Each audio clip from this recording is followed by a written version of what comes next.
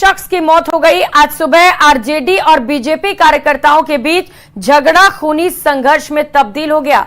छपरा में कल ही मतदान हुआ था। इस रिपोर्ट में देखिए।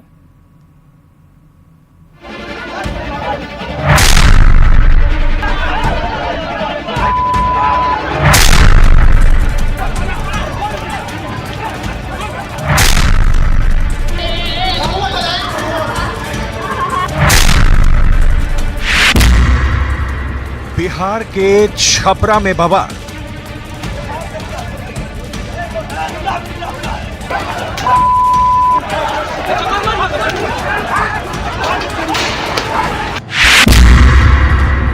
चुनावी हिंसा, सियासी संग्राम।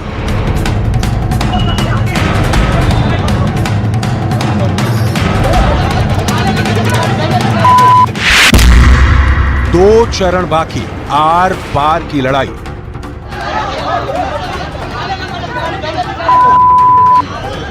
ये तस्वीरें बिहार के छपरा के भिखारी ठाकुर चौक की हैं। ये वो तस्वीर है जिसने बिहार की चुनावी लड़ाई को हिंसा में बदल दिया है। आरजेडी और बीजेपी के कार्यकर्ता एक दूसरे के खिलाफ हो गए। दो गुटों के कार्यकर्ता इस कदर एक दूसरे के दुश्मन बने कि पुलिस को मामला शांत कराने के लिए लाठी चार्ज करना पड़ा। बताया गया कि छपरा में आरजेडी और बीजेपी समर्थकों के बीच फायरिंग हुई।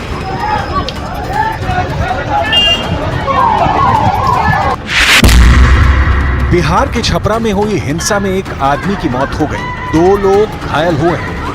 वह 7:30 बजे ऐसी सूचना मिली कि यहाँ पर दोनों गुट के जो समर्थक थे उनके बीच झड़प हुई और आरजेडी। हाँ, बीजेपी और आरजेडी, और दोनों गुट के समर्थक के बीच में गोलीबारी हुई, जिसमें एक को गोली लगी, उनकी मृत्यु हो गई है और एक अभी घायल हैं और एक और भी हैं जो घायल हैं। तो टोटल एक मृत्यु है और 2 घायल हैं। कार्यकर्ता जब शव लेकर चौक पर पहुंचे तो हंगामा हो गया। बीजेपी और आरजेडी कार्यकर्ताओं में फिर झड़प हुई, जिसके बाद पुलिस ने एक्शन लिया और हंगामा कर रहे कार्यकर्ताओं पर लाठी चार्ज किया।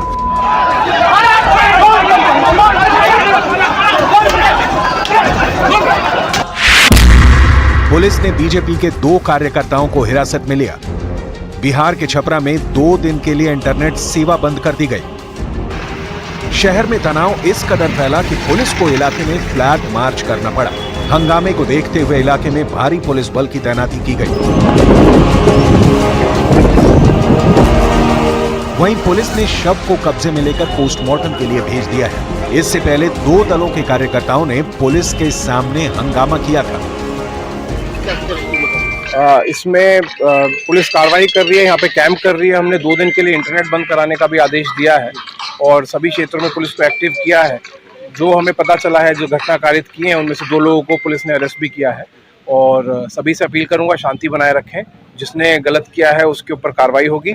अगर कोई इंसाइट करने का कोशिश करेगा मॉब को, उसके ऊपर भी कार्रवाई होगी। जिसने भी इस घटना के पीछे इंसाइटमेंट में काम किया होगा उसको भी चिन्हित करके सख्त कार्रवाई की जाएगी। बूथ नहीं छपाएगा, बूथ नहीं, आप जाइए, आप बूथ नहीं छपाएगा, आप जाइए, बूथ नहीं छपाएगा, आप जाइए। अब समझिए कि पूरा विवाद कैसे बढ़ा। कल वोटिंग के दौरान आरजेडी की सारण से प्रत्याशी रोहिणी आचार्य छपरा के एक बूथ पर पहुंची थी। बूथ नहीं छपाएगा, आप बूथ छपवाने के लिए आई हैं। टाइम ओवर हो गया, आप बूथ छपवाने। उनके बूथ पर पहुंचते ही हंगामा शुरू हो गया।